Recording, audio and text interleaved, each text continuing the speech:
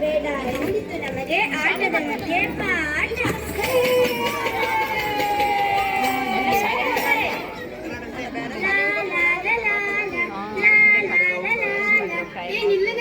ಏನ್ ಸೀತಾ ಇವತ್ತಿಷ್ಟೊಂದು ಖುಷಿಯಾಗಿದೆಯಾ? ಇವತ್ತು ನಮ್ಮ ಶಾಲೆಯಲ್ಲಿ ನಮ್ಮ ಟೀಚರು ನಾನು ಚೆನ್ನಾಗಿ ಓದ್ತೀನಿ ಅಂತ ಹೋಗ್ಲಿದ್ರು. ಹಾ ಮಗಳೇ, ನಂಗೂ ಒಂದ್ ಕಾಲದಲ್ಲಿ ಇದೇ ಆಸೆ ಇತ್ತು. ಆದ್ರೆ ಏನ್ ಮಾಡೋದು, ನನ್ಗೆ ನಮ್ಮ ಅಪ್ಪ ಅಮ್ಮ ಮದ್ವೆ ಮಾಡಿಸ್ಬಿಟ್ರು. ಏನ್ ಮಾತಾಡ್ತಾ ಇದ್ರಿ ಅಮ್ಮ ಮಗಳು, ಜೋರ್ ಹೊರಟೆ? ಏನಿಲ್ಲ ರೀ, ಇವತ್ ನಮ್ಗಳ ಶಾಲೆಯಲ್ಲಿ ಅವ್ರ ಟೀಚರ್ ಹೋಗಿದಂತ ಭಾರಿ ಖುಷಿಯಾಗಿದ್ಲು, ಅದನ್ನೇ ಮಾತಾಡ್ತಿದ್ವಿ. ಅವಳಿಗಂತೂ ಬುದ್ಧಿ ಇಲ್ಲ, ನಿಂಗೆ ಬುದ್ಧಿ ಬೇಡ್ವಾ? ಈಗ ಓದೋದು ಬರೆಯೋದು ಮುಗಿತ್ತು, ಈಗ ಏನಿದ್ರು ಮದ್ವೆ. ಈಗ್ಲೇ ನನ್ ಮಗಳಿಗೆ ಒಳ್ಳೊಳ್ಳೆ ಸಂಬಂಧ ಬರ್ತಿದೆ ಗೊತ್ತಾ? ನನ್ ಮದ್ವೆನಾ ಅಮ್ಮ? ನಾ ಏನ್ ಮಾಡ್ಲಮ್ಮ? ಅಪ್ಪ ಅಪ್ಪ, ನಾನಿನ್ನು ಚಿಕ್ಕವಳಪ್ಪ, ನಂಗೆ ಮದ್ವೆ ಬೇಡಪ್ಪ. ಮದ್ವೆಗಿಂತ ಮುಂಚೆ ಎಲ್ಲರೂ ಹಿಂಗೆ ಹೇಳ್ತಿದ್ರು, ಒಂದ್ಸತಿ ಮದ್ವೆ ಆಗ್ಲಿ ಎಲ್ಲ ಸರಿ ಆಗ್ತದೆ.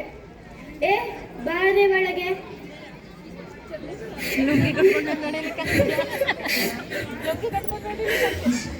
ಬೇಗ ಮದುವೆಯಾಗುವ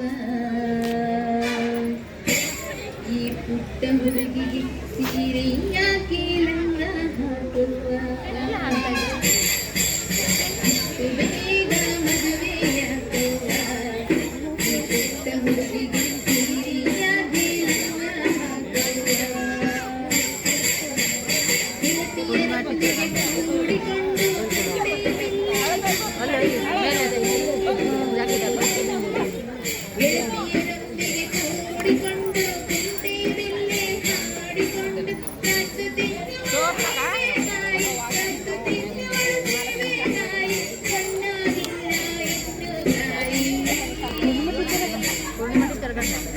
ಇಲ್ಲಿಂದ ಸೀತಾಳ ಬದುಕು 2 ದಾರಿಗಳಾಗಿ ವಿಭಜನೆಯಾಗುತ್ತದೆ. ಇದು ಮೊದಲನೆಯ ದಾರಿ, ಬಾಲ್ಯ ವಿವಾಹದ ದಾರಿ. ಈ ದಾರಿಯಲ್ಲಿ ಸೀತಾಳ ಬದುಕು ಏನಾಗಿದೆ ನೀವೇ ನೋಡಿ.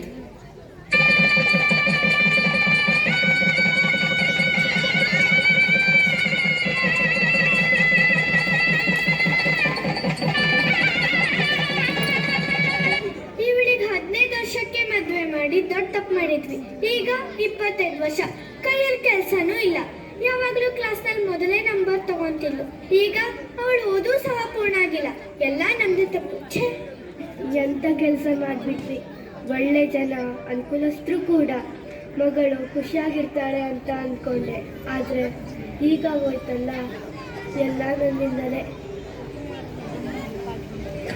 ಅಪ್ಪ ಅಮ್ಮ ಆಗಿದ್ದು ಆಗೋಯ್ತು. ನನ್ನ ಹಣೆ ಬರ ಸರಿ ಇಲ್ಲ. ನನ್ನ ಜೀವನ ಹೀಗಾಗಿದ್ದಕ್ಕೆ ನಾನೇ ಕಾರಣ. ನಮ್ಮ ಶಾಲೆಯಲ್ಲಿ ಮಕ್ಕಳ ಸಹಾಯವಾಣಿ ಸಂಖ್ಯೆ ಎಲ್ಲ ಕೊಟ್ಟಿದ್ರು ಆಗ. ನಾನು ಆದರೂ ಈ ಮಕ್ಕಳ ವಿವಾಹವನ್ನು ವಿರೋಧಿಸದೆ ಸುಮ್ಮನೆ ಮದುವೆ ಆದೆ. ನಾನು ನನ್ನೆಲ್ಲ ಸ್ನೇಹಿತರಿಗೆ ಹೇಳ್ತೀನಿ, ಚಿಕ್ಕ ವಯಸ್ಸಲ್ಲೇ ಮಕ್ಕಳಿಗೆ ಮದುವೆ ಮಾಡಿಸ್ಬೇಡಿ ಅಂತ. ಹೌದ್ರಿ, ನಾವು ಮಾಡಿ ತಪ್ಪು ಇನ್ಯಾರು ಮಾಡಬಾರ್ದು. ನನ್ನ ಹಣೆ ಬರೋಕ್ಕೆ ನನ್ನ ಗಂಡನ ಕೆಲಸದಲ್ಲೂ ಲಾಸ್ ಆಗಿ ಇವಾಗ ಅವ್ರ ಮನೆಯಲ್ಲೂ ನನಗೆ ಇಟ್ಕೋತಾ ಇಲ್ಲ. ಇರಲಿ, ನನ್ನ ಜೀವನ ಹೇಗೆ ನಡೆಯುತ್ತೋ ಹಾಗೆ ನಡೆಸ್ಕೊಂಡು ಹೋಗ್ತೀನಿ. ನಂತರ ಪರಿಸ್ಥಿತಿ ಇನ್ಯಾರಿಗೂ ಬರದೇ ಇರಲಿ.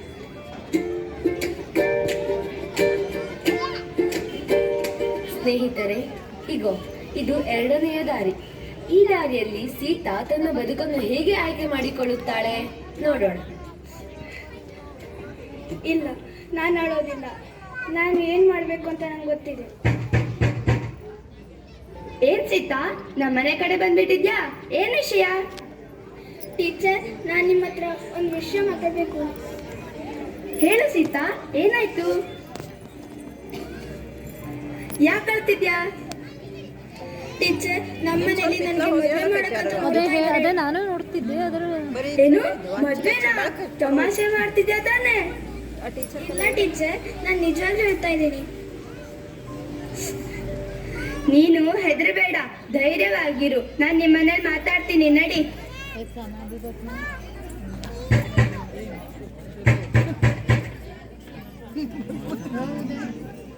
ಯಾರಿದ್ದೀರಾ ಮನೇಲಿ? ಏನು ಸೀತಾಳ ಗುರುಗಳು ನಮ್ಮ ಮನೆ ಕಡೆ? ಸೀತಾಳಿಂದ ಮದುವೆ ವಿಷಯ ಕೇಳ್ಪಟ್ಟೆ. ಅದು ನಿಜ ಆಗಿದ್ರೆ ನಿಲ್ಸ್ಬಿಡಿ. ಹೌದೇನಾಗುತ್ತದೆ? ಈಗ್ಲೇ ಒಳ್ಳೊಳ್ಳೆ ಸಂಬಂಧ ಬರ್ತಿದೆ. ಮದ್ವೆ ಆಗಿ ಖುಷಿಯಾಗಿರ್ತಾಳೆ. ನಮ್ಮನೆ ವಿಚಾರ ಇವ್ರಿಗೆ ಹೇಗೆ ಗೊತ್ತಾಯ್ತು? ನೀನಾದ್ರು ಹೇಳ್ತೇನೆ? ಇಲ್ಲ ರೀ, ನಾನು ಹೇಳಿಲ್ಲ. ಮೇಡಮ್, ನೀವು ನಮ್ಮನೆ ವಿಚಾರದಿಂದ ಸ್ವಲ್ಪ ದೂರ ಇದ್ರೆ ಒಳ್ಳೇದು. ಇದು ನಿಮ್ಮನೆ ವಿಚಾರ ಅಂತಲ್ಲ.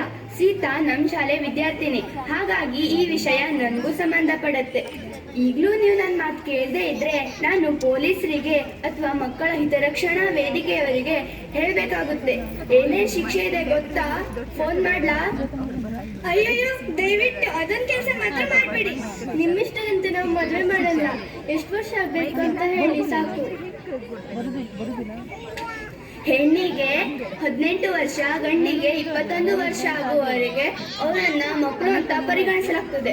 ಹಾಗಾಗಿ ಅವರಿಗೆ ಮದುವೆ ಮಾಡೋ ಹಾಗಿಲ್ಲ. ಇಷ್ಟೇ ತಾನೇ? ನಾವು ಕಾಯ್ತೀವಿ ಅಲ್ಲೇನ್ರಿ? ನಂಗೆ ಮದುವೆ ಇಲ್ಲ. Thank you teacher.